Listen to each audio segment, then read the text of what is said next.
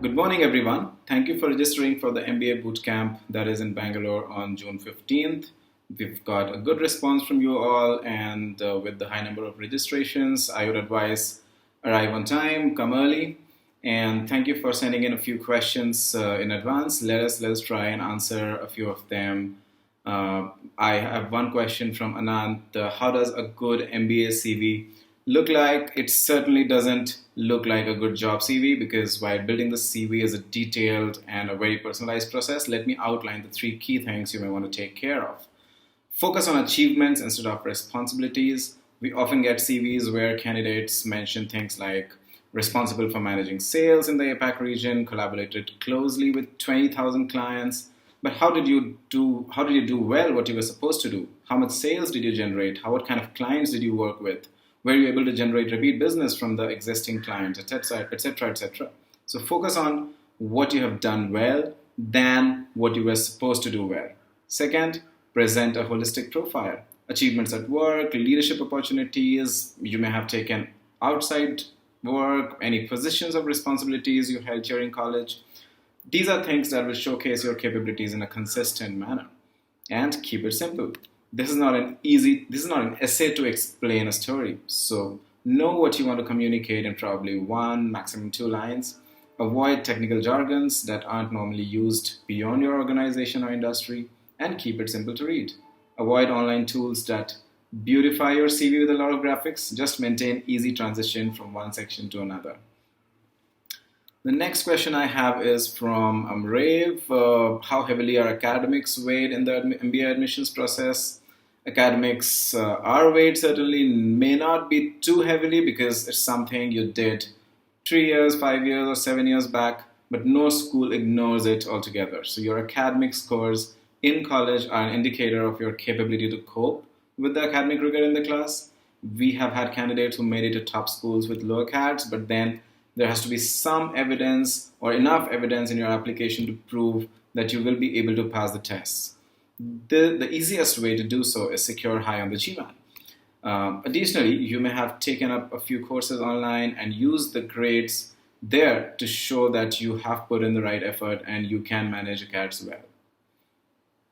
Third question I have is, how do you justify a second MBA?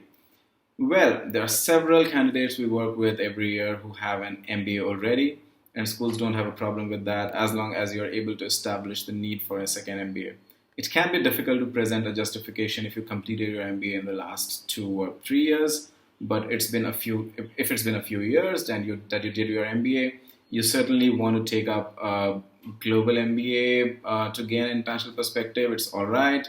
Focus on specific areas of study, for example, finance, operations that you want to gain deeper expertise in, which you couldn't probably during your first MBA. Catch up with the changes in the market in the last few years, or the motivation can just be to open up career opportunities for yourself globally. So schools are good as long as you may be able to present the need and the fact that you will be a good addition to the class. The next question, it is a really good question. How do schools determine fit? Well, every website you visit talks about leadership, teamwork, collaboration, impact, etc., etc. So the first step in the process for you is to explore and understand what the school is all about. And that will not happen just by visiting websites. Nothing like visiting the school, but I can imagine for an international candidate it can be very challenging. So try to connect with as many people as you can. Talk to people in the admissions office. This can be when they travel to your country, or often schools allow you to schedule a call with them. Connect with alumni and learn from their experiences and things that they like the most about the school. And of course, the current students who have everything fresh on their mind. On the other side, coming back to your question, how do schools determine the fit? Well, schools determine fit with every little thing in your application.